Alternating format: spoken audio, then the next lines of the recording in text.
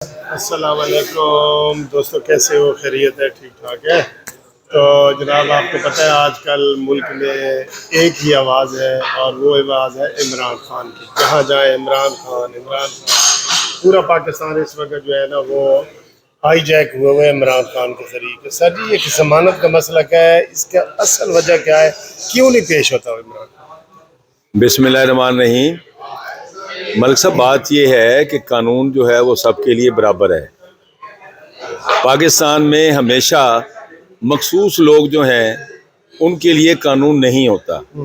عمران خان کا شمار بھی ان لوگوں میں ہوتا ہے، اور وہ جو ساری زندگی یہ کہتا رہا دو نہیں ایک پاکستان، اور میں نے تحریک انصاف اس لیے بنائی ہے کہ سب کے ساتھ انصاف ہو، جی، عدالتوں کی عزت ہونی چاہیے، وقار ہونا چاہیے، یہ ساری باتیں وہ کرتا رہا، لیکن خود اس پر کبھی اس نے عمل نہیں کیا۔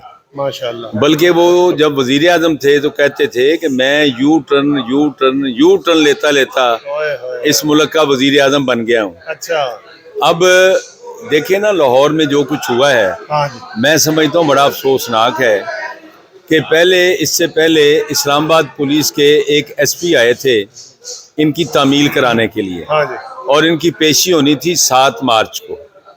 تو شبلی فراز باہر نکلا، اس نے کہا جی کہ عمران خان تو یہاں موجود نہیں ہے۔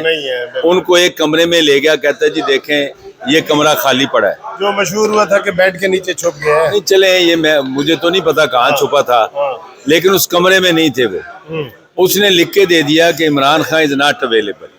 لیکن جب وہ پولیس چلی گئی تو کچھ دیر کے بعد عمران خان نے آ کے خطاب بھی کیا، کچھ خطاب کیا انہوں نے، اور اس کے بعد جو انڈر ٹیکنگ شبلی فراز نے دی تھی اس پر عمل نہیں ہوا، اور عمران خان جو تھے ان کی پٹیشن چلی گئی اسلام آباد ہائی کورٹ میں۔ ٹھیک ہے۔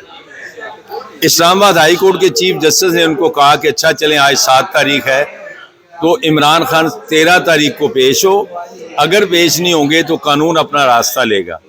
یہ پھر 13 کو بھی پیش نہیں ہوئے۔ اس کے بعد یہ وارنٹ گرفتاری نکلے ہیں۔ اس کا ڈر کیا؟ کون سے خاص ڈر جو ہے نا وہ تو خاص وجہ تو وہ خود ہی بتا سکتے ہیں، میں تو سیاسی بات ہی کروں گا نا، ان کی ذاتی باتیں تو میں نے کبھی کی نہیں ہے۔ وہ جیل نہیں جانا چاہتے، وہ سمجھتے ہیں کہ میں باہر رہوں، اور میں باہر رہ کر، اور میں وہ سمجھتے ہیں میں ان ٹچ ہوں۔ ٹھیک ہے، وہ میں ان ٹچیبل ہوں۔ آپ کتنی دفعہ جیل گئے ہیں سر؟ ہم تو کئی دفعہ گئے بھی، 17 دفعہ۔ وہ چھوڑ دیں، میں نے گنا تھوڑی ہے۔ یعنی کہ ہر چھوٹا بڑا لیڈر جیل جاتا ہے، بھائی ہمیں تو لاٹھیاں پڑی، فوجی عدالتوں میں گئے، اور جب یہ عمران خان مشرف کی آمریت کو روشنی سمجھ رہے تھے اور اس کے جعلی ریفرینڈم میں ووٹ ڈال رہے تھے اور اس کو پورا سپورٹ کر رہے تھے، ہم تو اس مشرف کے خلاف بھی جنگ لڑ رہے تھے۔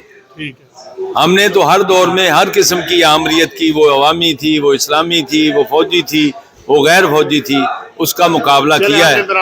اب عمران خان کی جو بات ہے، میں سمجھتا ہوں یہ دراصل ملک میں مارشل لا لگوانا چاہتے ہیں۔ میں آپ کے ذریعے ان کو پیغام دینا چاہتا ہوں کہ عمران خان یاد رکھو، اب اس ملک میں مارشل لا نہیں لگے گا، اور یہ جو آپ نے اپنے ارد گرد ایک حالہ بنایا ہوا ہے دہشت گردوں کا اپنے کارکنوں کے نام سے، یہ آپ کو بچا نہیں سکے گا۔ تھینک یو جی، بڑی مہربانی۔ دیکھیں جی، یہ اس وقت کورٹ کی کنٹین میں بیٹھے ہیں اور یہاں چائے وغیرہ پی رہے ہیں سارے دوست ہمارے۔ یہ تو یہاں پہ سیاسی گپ شپ بھی ہوتی ہے، ظاہر ہے۔ تو یہ سید منظور علی گیلانی صاحب ہیں، انہوں نے اپنا نام نہیں بتایا تھا، میں نے آپ کو دی، اور پیر صاحب کا ایک چینل بھی ہے سیاسی ڈیرا، سیاسی درویش ٹی وی، تو اس کے اوپر بھی ان کے ویوز آتے رہتے ہیں، اور یہ 17-18 دفعہ پہلے جیل جا چکے ہیں، مجھے ان کا پتہ ہے۔ تو عمران خان، آپ کو یہ پیغام ہے کہ جیل چلے جائیں، کوئی ڈر نہیں ہے۔ شیخ رشید گیا ہے، نواز شریف گیا ہے، مریم نواز گئی ہے۔ قانون کا احترام کریں، بس قانون کو اپنے آپ کو قانون کے سامنے سرنڈر کریں، آپ کی بیل ہو جائے گی۔ آج جج نے بھی یہی کہا ہے، ظفر اقبال نے، کہ مسئلہ کیا ہے، اس کو پیش ہی کرنا تھا، پیش کر کے لائیں، اور ہم اس کی چھوٹی چاہتے ہیں کہ وہ پیش ہو بس۔ خواجہ حارث صاحب کو انہوں نے یہی کہا ہے، تو اس کو کوئی انجانا سا خوف ہے، جو پیر صاحب سے بھی میں پوچھ رہا تھا وہ یہ نہیں بتانا چاہ رہا ہے۔ تو بہرحال دیکھتے ہیں کہ آگے کیا ہوتا ہے، مزید انشاءاللہ آپ کے ساتھ گپ شپ جاری رہے گی. Thank you. خدا حافظ.